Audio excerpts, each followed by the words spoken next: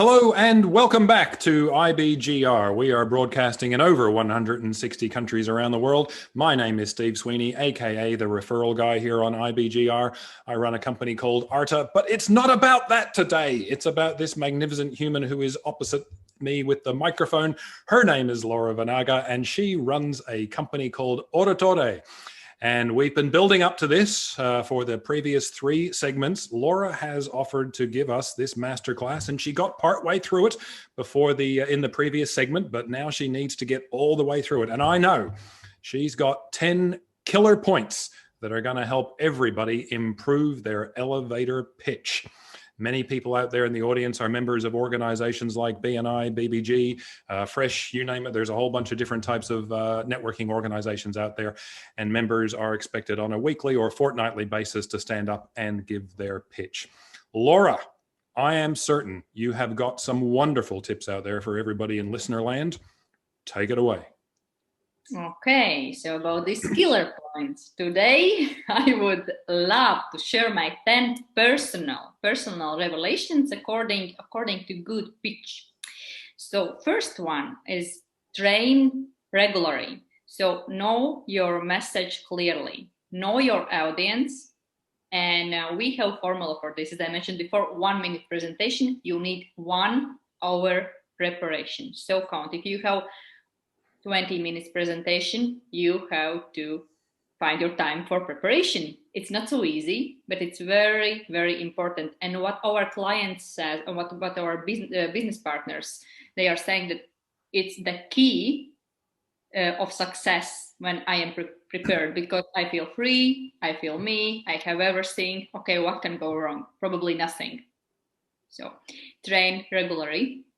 And second is breathe and train your breathing. Of course, there are a lot of these breathing techniques, and it's your key to release the stress. And I am a yoga teacher practicing this Kundalini yoga more than nine years already, and I know how to mobilize my body in obstacles of stress. And if you feel very down, how to feel good. And what's important, breathe before your speech. And remember to breathe afterwards, because people, they are used to say, oh my goodness, I can't breathe, it's something, I'm stuck in my head, I can't even speak, I can't breathe. but it's very, very important to remember, breathe before speech, breathe afterwards. And yeah, this is more than 8-9 years in yoga gave me an understanding on how to mobilize body under stress. But what's important, not to keep yourself be stuck in this stuck position, because if you're giving your presentation, even in online, you have to move your body. You can't be like a stone.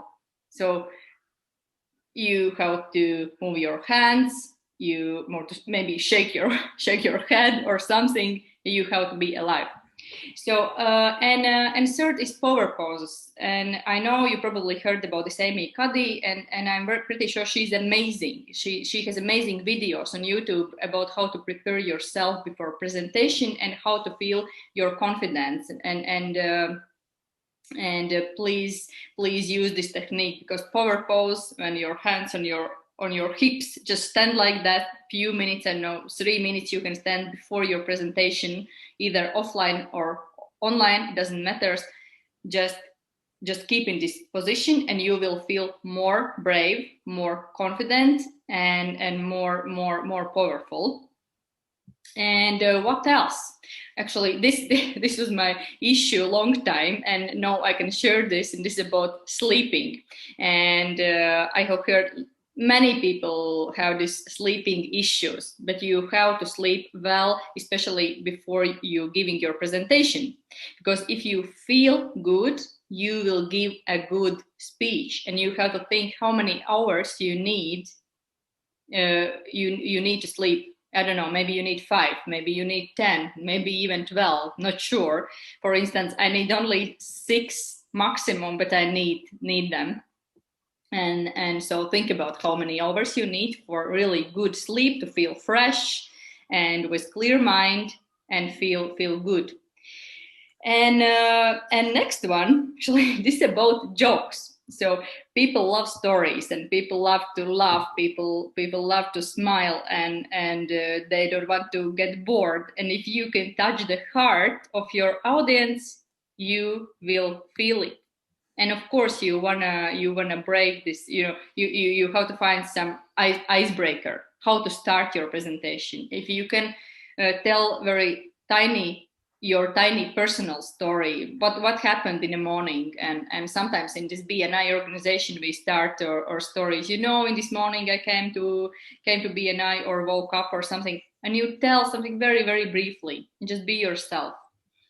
I love these, Laura. I absolutely love these. I might just recap for the sake of the audience for the first 5 that you've done so far. So the first one is train regularly and know your message. That is absolutely vital. It will help you to get that message clearly across and be articulate whilst you're delivering it. Breathing. So many people forget to breathe. Guys, it's what keeps air in our lungs. We have to keep breathing. I love that reminder, Laura. That is fabulous. And I love the number 3 there about the power poses. I think that's fantastic. People getting power poses done before they take to the stage is wonderful. And sleeping well and humor. These are wonderful, Laura. Okay, what's next? What's number 6? Number 6 is please don't rush. Take a pause, and it's one of the best icebreakers too. And you can even start your presentation with pause. Just keep a few seconds. Count 1, 2, 3, 4, 5 inside yourself, and you will grab attention of your audience. They will not sitting in phones. They will not read emails. But please keep. Probably they will not think it's something goes wrong with the internet. But you will keep your pause. It's not so easy. You have to train on this, but it's really works. So don't rush. And if you want to deliver your message, like clear message, you please take a pause. And of course, 7 is this positive affirmations. And I'm also studying this hypnotherapy in London, and I see that it's so important what we are constantly telling to ourselves. And instead of failing, we have to repeat this sentence: I will do my best speech ever, and I will be the best. And of course, if you don't feel like that, fake it. Tell your mind, I will do my best. I will be the best. I will give my best speech. And I'm pretty sure, 100% sure, you will do that. So find your sentence, find your formula. And of course, warm up your voice and sing your favorite song, especially if you're presenting in the morning. And we have these meetings in BNI in very early morning, 6:45. And of course, we sounds like after sleep, like me doing like that.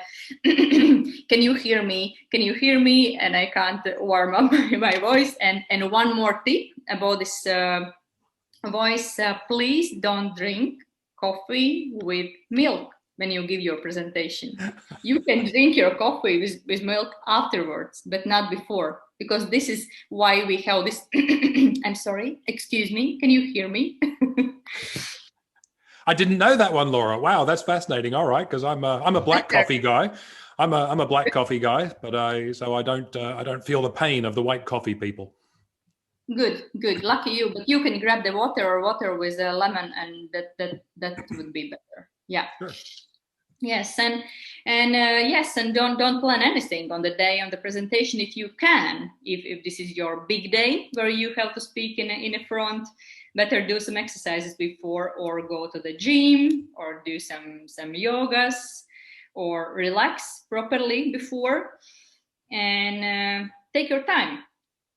And last but not least, so dress appropriately, and you will feel like a winner, like the main person, like a host actually, and you will feel fresh and confident. And imagine you are like a host who is waiting for your guests and making them feel good.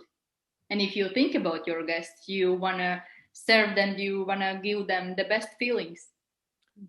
These are terrific, Laura, and you're right. It is absolutely all about giving your guests or your audience a really great feeling, because like we were talking about before, that's the sort of thing that then makes them want to take action on your behalf if you are seeking referrals or a change in behavior or something like that. And so that's great. But I love those tips. I'm going to quickly run through them again in case any people out there in radio land are taking some notes.